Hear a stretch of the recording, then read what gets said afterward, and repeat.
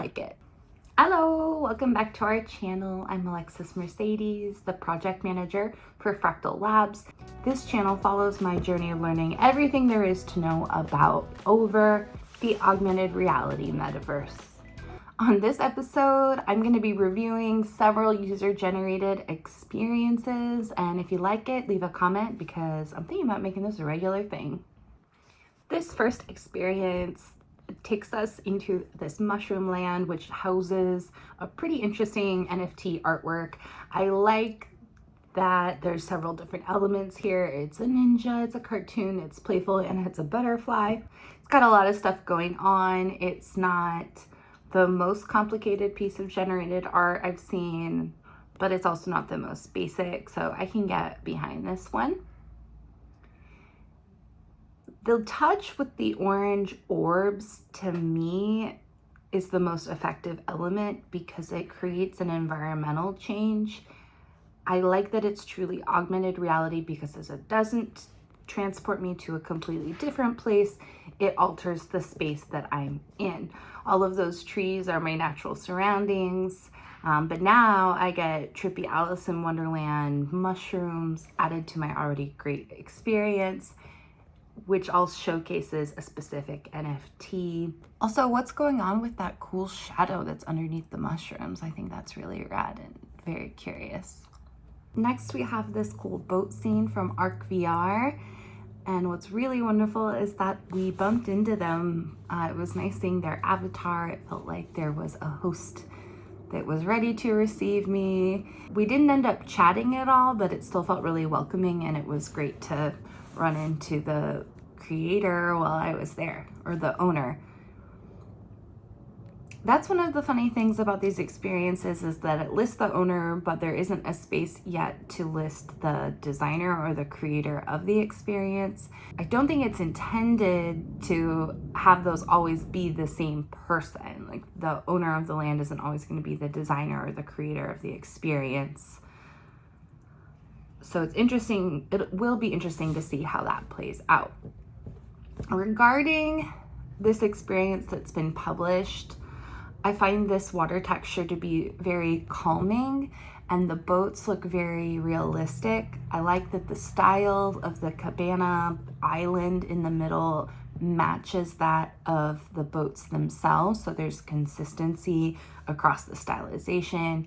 That adds to the fantasy, a sense of home and whimsy and place, which is a great use of augmented reality. I'm also always a sucker for those little windows, because when you have the window, you see the real world on the other side. I love a peekaboo moment. This next experience is a fun one because it takes us into a store with really cool clothes and really cool art. It took me a long time to realize that that wall of images are moving. That's a nice touch. The subtle layers, rather than like, I'm an animation, to me is more interesting and more compelling. My critique for anything that has a skybox like this, or fully surrounding walls and ceiling, that is that it's not AR to me, it's VR. And what appeals most to me about Overland is the AR aspect rather than VR. So I feel like it's a missed opportunity whenever you add walls like that. Unless there's an ability to kind of go in and then out of them. I wouldn't mind like a hut inside of an experience where you can go away from the real world and then back out again really quickly, especially if it had that little peekaboo window. The artwork is varied in a way that tells me different artists have created these pieces, yet all of them do feel cohesive and part of the same brand and part of something that does all belong in the same store. So I think that was a real win for them. Beatles Experience. This one might be my favorite because it's got all these moving pieces, yet it feels very edited and streamlined. It doesn't feel cluttered at all. You've got the big open sky. My place has been transformed into a Beatles haven.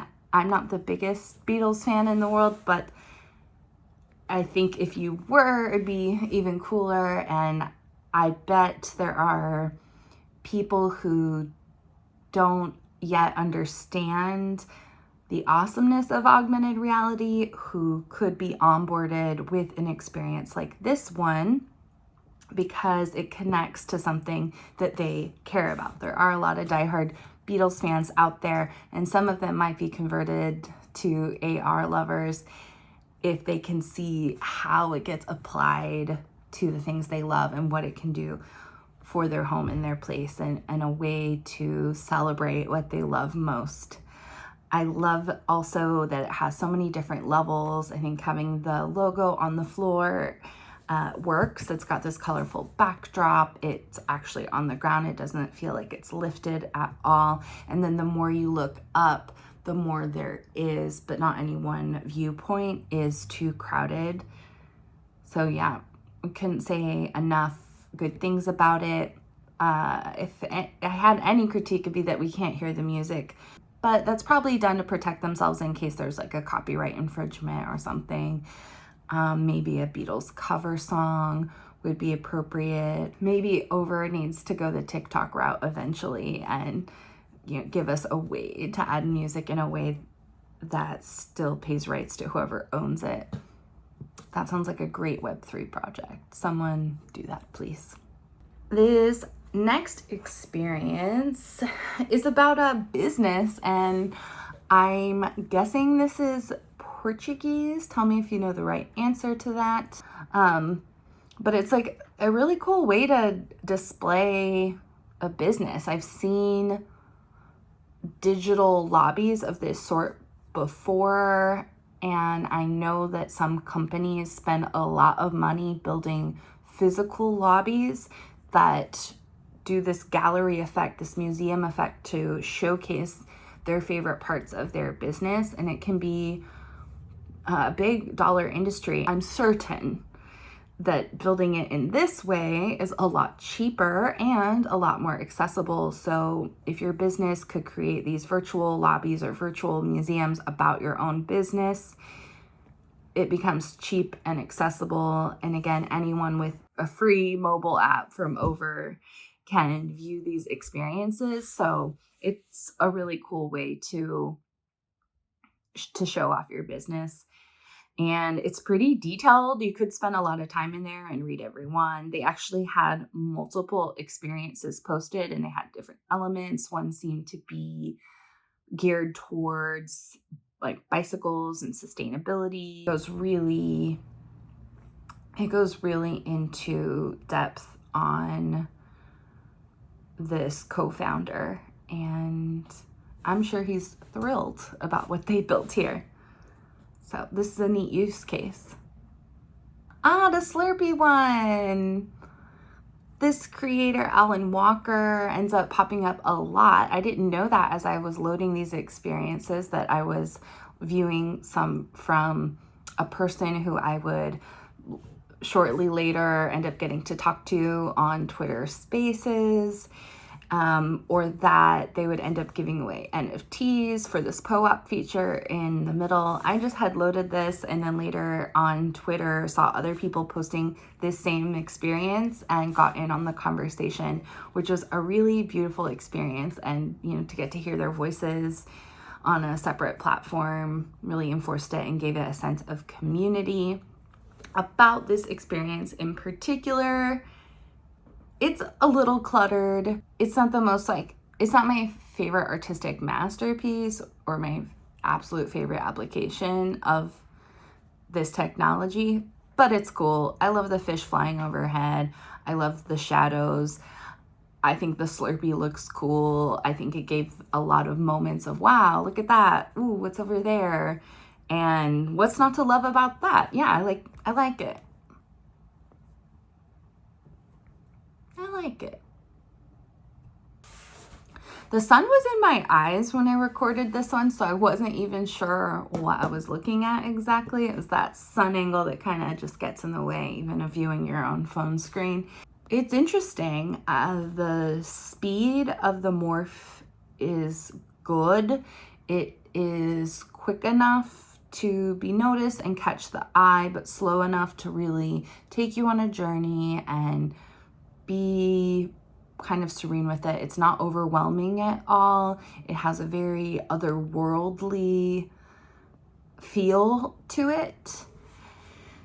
And it's really cool. I think it maybe needed some sort of second piece for context. That's just our personal preference, but it's a cool tube, dude. Cool tube. This is fun. I feel like I'm at an art release party when I look at this one. Like, here are some art by different people. It's the opening ceremonies. Free wine has been handed out. Apparently, there's a dancing rhino. There are things spinning in the air, a piano. It's a good time. By my definition, it's not augmented reality, it's virtual reality. So it wouldn't ever come in as my favorite. I do love the style of this surrounding. It's really cool. It looks like a watercolor, and there's just so much dimension to it, and it's so consistent overall. And I think whatever background they used for this is really, really cool. And I had a really good time dancing with that rhino and looking at all the different surprises. It was the kind of thing where you didn't know what you were gonna find next if you walk in any direction. So it had that discovery element, and it was very enjoyable. This gallery, in contrast, is truly augmented reality. There's the dog barking.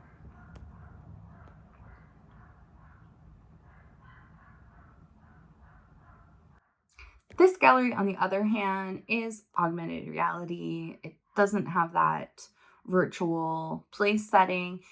It brings the art to you, and we get to see a bunch of different pieces.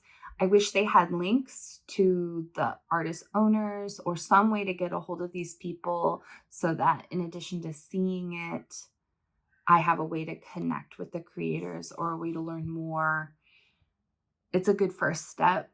Are y'all ready for this one? This is the only one that I think truly told a story.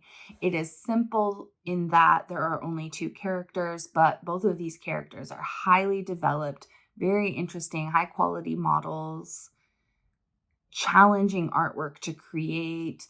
The floor is given this grassy texture, even though it's not 3D. But I love that style choice because it could have been very distracting to have 3D textures, as well as threaten the loading time and create opportunities for poorly loaded floors. Floors in AR are tricky, and the way that they treated the floor in this is perfect. There's a title. The title is viewable from both sides.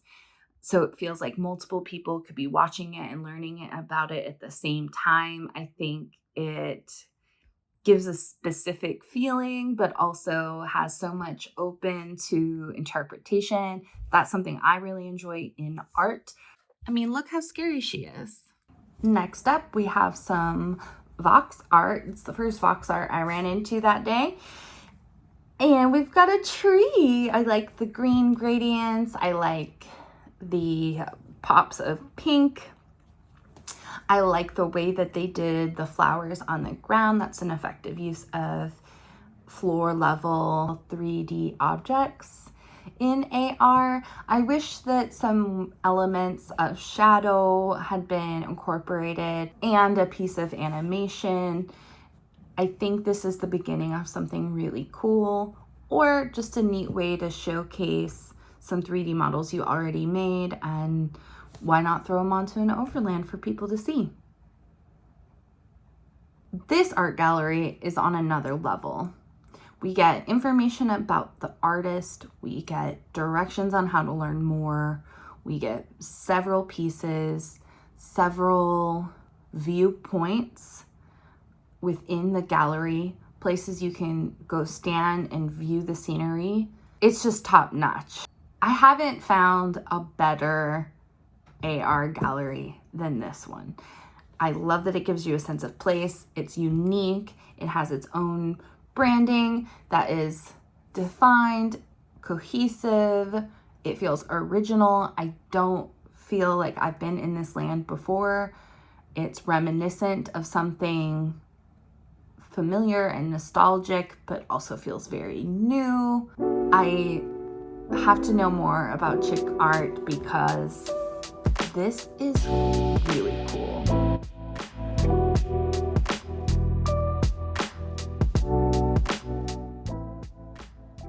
Look at that color palette. And that's it for today. Thank you so much for watching. If you have a land that you would like me to review on a future video, let me know and I will, I promise. Also, let me know in the comments what you think. Which of these experiences was your favorite? And if you haven't downloaded the Over app, what are you waiting for? No, true question. What are you waiting for? Is there a blockage? Does it seem hard to use? What's going on with that? What I'm still wondering is, how am I going to get in touch with these creators? I love that this is all user-generated content, but with user-generated content, we need a way to acknowledge and connect with the creators. It's a way to connect to our fellow users where there isn't a separate line to list the designer's name. Only the landowner's name is a real problem, and I hope that that gets added to the roadmap soon. I think overall creators are missing the chance to connect and share their work more, because in these experiences I could be brought to even a Twitter page so that I could contact them and offer them kudos and give them their flowers. Okay, bye for now.